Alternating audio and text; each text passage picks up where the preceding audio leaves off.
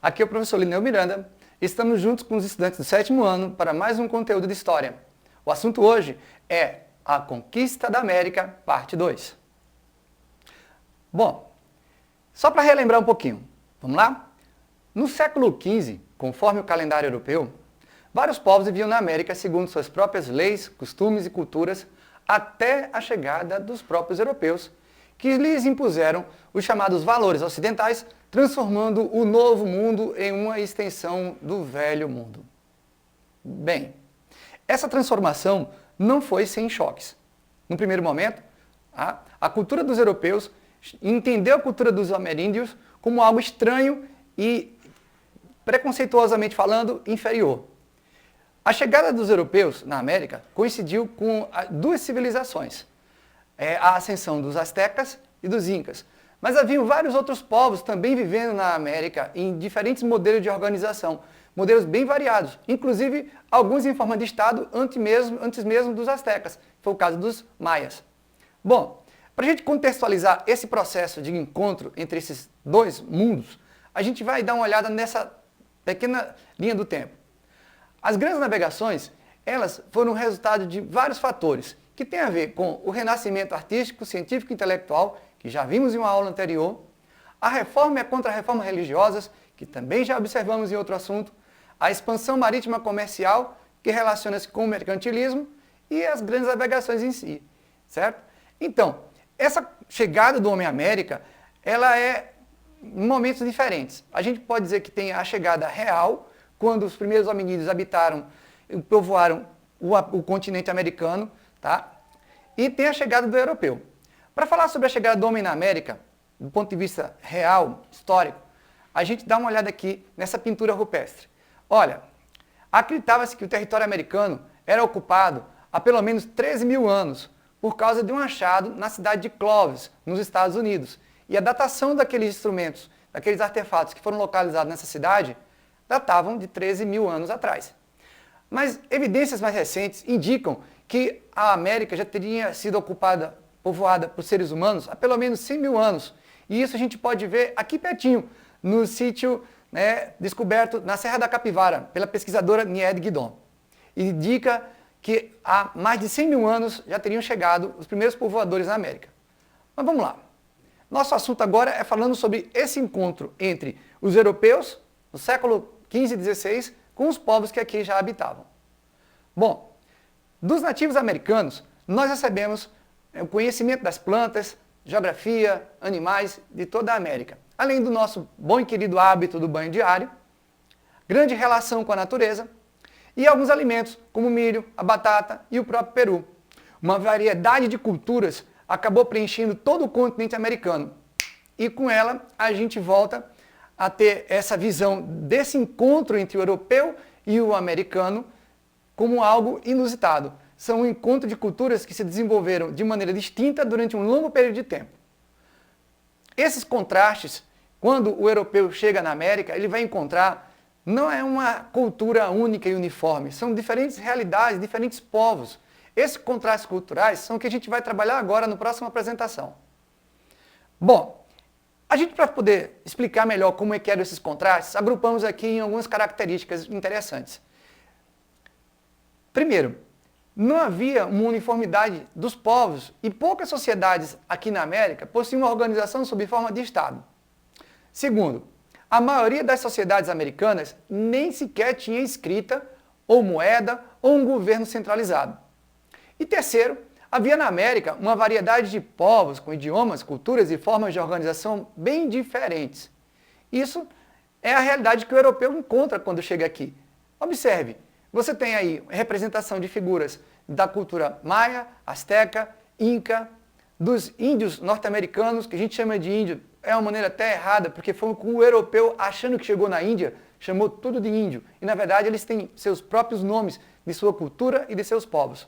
Temos aí apaches, sioux, iroqueses, algonquinos, vários povos de vários grupos indígenas norte-americanos, sul-americanos e até da Ilha de Páscoa, com esse moás, que são essas esculturas em pedra que parecem gigantes. Também tem aí um vaso marajoara, de uma cultura ceramista aqui do norte do Brasil. Pois bem, tudo isso está na América, é uma diversidade enorme.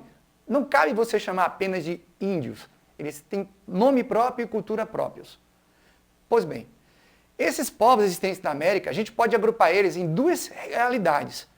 A realidade daqueles povos que já conheciam alguma forma de Estado, que foram os maias, que quando os espanhóis chegaram aqui, eles já não existiam como organização social, os astecas e os incas. Haviam outros povos também, mas astecas e incas são os principais, porque eles tinham se tornado os controladores, os dominadores, naquele momento em que o europeu chegou. E haviam também outros povos que viviam ainda no modelo de bandos ou tribos, que são esses povos que a gente pode enumerar aqui em mais de dezenas de nomes diferentes. Mesmo assim, não existia uma homogeneidade, ou seja, não era tudo igual, cada um era diferente. A realidade dos astecas, por exemplo, não era exatamente igual à realidade dos incas, mesmo tendo muita coisa em comum. Da mesma forma que a realidade de um índio apache norte-americano, olha aí a palavra índio de novo nos assombrando, um ameríndio, não é a mesma coisa que um Yanomami aqui na América do Sul. Vejam como é interessante. Essas características dos povos que haviam aqui na América e que viviam em estado de bando. Eles dependiam da caça e da coleta e da pesca para sobreviver. Alguns praticavam até a agricultura. Viviam no nomadismo, alternando os lugares em que moravam à procura de oferta de alimentos. Quando a caça ficava diminuída em um lugar, eles iam para outro. As atividades deles eram divididas por gênero e idade, homens e mulheres, crianças e adultos. A organização política deles era simples. A eleição ou indicação de uma liderança depende da habilidade e da atividade que vai ter que se exercer a liderança. Então, num dado momento, por exemplo, numa tribo Yanomami aqui no Brasil, o líder de um movimento, de uma atividade, seria justamente a pessoa que mais tem habilidade naquela atividade. Exemplo, para a pescaria, o mais experiente pescador. Para a guerra, o mais experiente guerreiro. Para a caça, o mais habilidoso caçador. Para a construção de uma oca, o mais habilidoso artesão. Então, a liderança, a chefia, ela variava conforme a necessidade do trabalho que vai ser exercido naquele momento. Então, é uma organização simples que, antropologicamente falando, se classificaria entre tribo ou bando, mas não como Estado. Tanto nas florestas como nos desertos de toda a América, haviam essas variedades de culturas muito diferentes e muito ricas. Vamos dar uma olhada nos exemplos. Temos aqui da América do Norte, Silks, Iroqueses, Algonquinos, também a gente pode incluir aí os Esquimós, aquele do gelo. E na América do Sul, Tupis, Gés, Yanomamis, são exemplos, e a gente pode encontrar até aqui de Pernambuco os Pancararus e Funiôs, são exemplos de povos diferentes, dessa diversidade que via nessa cultura no formato de bando ou tribo na América. Bom, mas havia também os povos que habitavam a América que já tinham constituído alguma experiência de Estado. Astecas, Incas, Maias e outros povos também, na Cordilheira dos Andes ou na América do Norte, América Central, constituíram uma forma de governo, tinham uma certa forma de administração. Vamos dar uma olhada nas características deles? Bom, eles já praticavam a agricultura, geravam excedentes, tinham comércio e conheciam a cerâmica.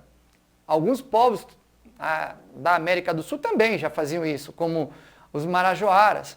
Porém, no caso dos estados já definidos, há um sedentarismo bem definido e uma sociedade dividida por categorias sociais, não mais por gênero e idade, com funções específicas para cada casta, para cada grupo. Havia uma política complexa, com uma organização bem ampla, incluindo religião, moeda e alguma forma de escrita. Bom, esses povos, a gente tem que destacar dois, que foram os que os espanhóis dominaram, estiveram em contato e dominaram. São eles, os maias e astecas, na América do Norte e Central, e os incas, na América do Sul. Tem aí duas imagens, uma de uma pirâmide maia e uma outra de uma cidade inca, a cidade de Machu Picchu, que ficou encoberta e desconhecida durante muitos anos, até que os voos de avião por sobre a Cordilheira dos Andes revelaram essa maravilha dessa cidade, que é um atrativo cultural e turístico até hoje. Pois bem, essas culturas, a gente vai falar um pouco também sobre a cultura maia, que apesar de não existir quando os espanhóis chegaram aqui, a cultura maia influenciou tanto a cultura asteca, quanto provavelmente também os incas. Vamos dar uma olhada. A civilização maia teria alcançado seu auge entre o ano de 250 e 900 da era cristã, e viviam na região chamada Mesoamérica. As ruínas de suas cidades indicam que elas possuíam um grande conhecimento de matemática e astronomia e que eles tinham uma escrita muito bem desenvolvida. Temos um outro povo aqui também para a gente ver aqui na imagem.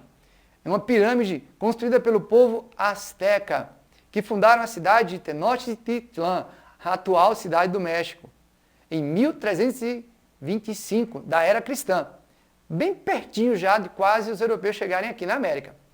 Essa foi a capital de um poderoso império, com exércitos, eles constituíram tributos, classe social, tinha as classes sociais e tinha uma religião oficial, tinha um comércio riquíssimo. O declínio dos astecas aconteceu em 1521, quando os europeus chegaram e houve um processo de conquista. Há mais um povo, os Incas. O Império Inca surgiu nas terras altas do Peru no início do século XIII da era cristã. Não tem exatamente o ano, mas foi no século XIII, ou seja, 1201 a 1300. Continuou se expandindo pela Cordilheira dos Andes até 1533 da era cristã.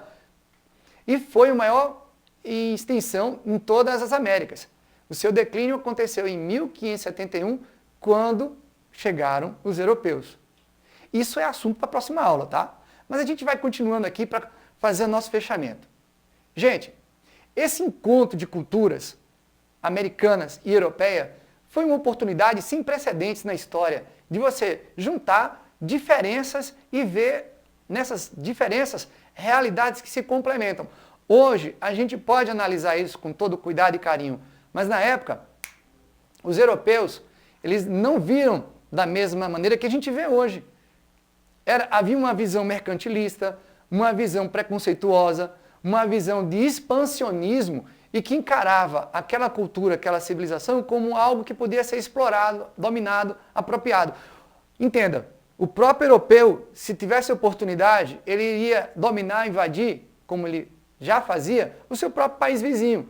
Portugueses, espanhóis, italianos, que na Itália não existia até o século XIX, mas genoveses, venezianos, florentinos, viviam brigando entre si, um dominando o outro. Então, mais que natural, se havia essa luta de dominação e brigas entre cristãos, imagine com povos que nem eles conheciam. Bom, agora a gente vai chegar para o finalzinho da nossa aula e eu trago para vocês um desafio. Vamos dar uma olhada? A pergunta é a seguinte: havia alguma uniformidade nos povos americanos encontrados pelos europeus no século XV? Com que realidade os primeiros europeus, ao chegarem na América, se depararam? Bom, essa é a nossa pergunta. Eu sei que muitos de vocês já devem estar imaginando a resposta. Afinal de contas, foi o nosso trabalho na aula de hoje. Mas se você quiser, eu vou te dar uma dica. Assista a aula novamente. E pegue exatamente aquilo que está faltando para completar essa pergunta. Tudo bem? Agradeço a sua atenção, fiquem com Deus, se cuidem, usem máscara, abracem, recebam as vacinas e fiquem com Deus. Até a próxima.